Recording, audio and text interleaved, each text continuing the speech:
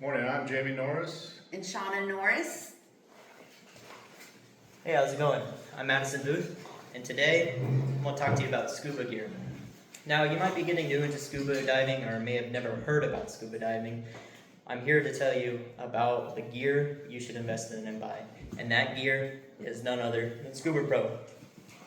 Right here, right? So I have the regulator, first stage, second stage, and I have a BCD, or buoyancy control device. Let me go ahead and set this up over here. Now you may be asking why Scuba Pro over other scuba brands, and I'll give you 3 key points on that. The first one being Scuba Pro was founded in 1963 and has lasted from 1963 all the way to today, which is 62 years, which is surprising.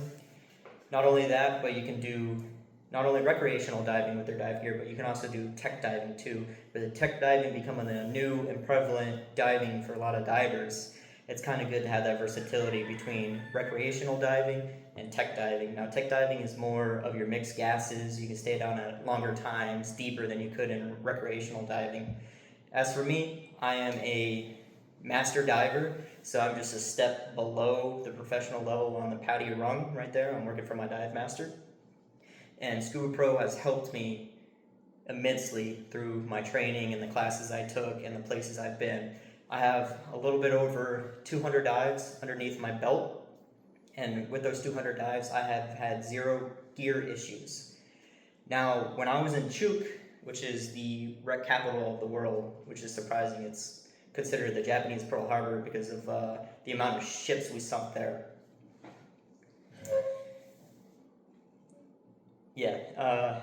So a lot of wrecks there. I was there with my buddy. He had a different brand of scuba gear. It was Aqualung. So we were down about 40 feet, and when we were there at 40 feet, he signaled to me that he was out of air. So I was able to give him my octopus. We were able to end our dive and do our safety stop and then surface. So we did some investigation into why his gear failed. His gear was complicated. It's not as simple as Scuba Pro's gear is to service and maintain. So they forgot to torque it down to the right spec. And once his tank hit about 500 PSI, it cut his regulator off. That's a big no-no, especially if you're diving in wrecks. You don't want to lose your air in a tight, confined space. But I'm glad I had Scuba Pro, and I was there to render aid and hopefully get him out of the dive. Now with Scuba Pro, you are paying a little bit more, but it is worth it. So with Scuba Pro, as long as you buy their dive computer, BCD, and regulator all together, you get what they call parts for life. So what that means is every year you go to get your gear serviced, all you have to do is pay for labor. Labor is usually about $20 to $30, but parts can be expensive. Scuba diving isn't cheap in general, but with the parts for life from Scuba Pro, it is definitely a huge plus and benefactor to it. Now, Scuba Pro is also made for different types of environment too. I've been diving Scuba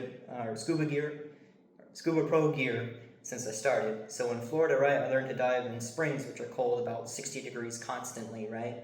That's fine. And then here in Guam in the tropical waters, I also use Scuba Pro. Haven't had any issues. I've seen people take it when they do ice diving, bring it down to a tropical environment, and it works without fail. So with that, do you guys have any questions? Do you have any questions? I know you're talking about getting into scuba diving. Oh yeah, I'm interested in the amount of time frame to service our equipment. Mm-hmm. So general rule of thumb is you get it looked at once a year. So they usually take it apart, put it back together, and then every 2 years they do an overhaul. So when you get the parts for life, you don't have to pay for those parts to overhaul it, compared to if you didn't, then you'd be out $200-300. Mm-hmm. Now, Scuba Pro offers one of the proprietary BCDs. This is the Scuba Pro Hydrodus. So what makes this different is it's a back inflate.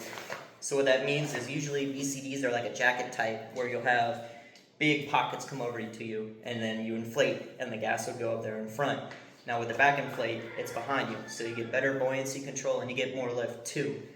So my instructor has told me many times when he was doing search and recovery, the back inflate with the amount of air it can fill, he was able to retrieve items. Otherwise, with other BCDs, he wouldn't be able to control and use. Again, Another good thing for Scuba Pro, the caveat, is when you buy the Hydrodisc Pro and your regulator and all that, they give you a nice little bag. And what's cool about that bag is you can put your fins, your mask, your BCD, and your regulator in there and bring it on as a carry-on. So if you want to do a short excursion, fly somewhere, and all you have is your backpack, you have all your gear in it, you don't have to worry about checking in a bag. That's what I did when I was in Chuuk, because I had it in the overhead. I didn't want to entrust it in check baggage and then get thrown around and damaged.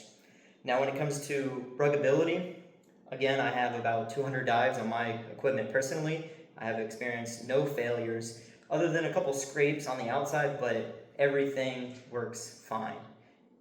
So, in conclusion, there's a lot of big brands out there for scuba diving. Even if you're looking into getting into scuba diving, I heavily recommend Scuba Pro with its history, its reliability, its parts for life, and just the overall pride in the Scuba Pro brand. So, thank you very much.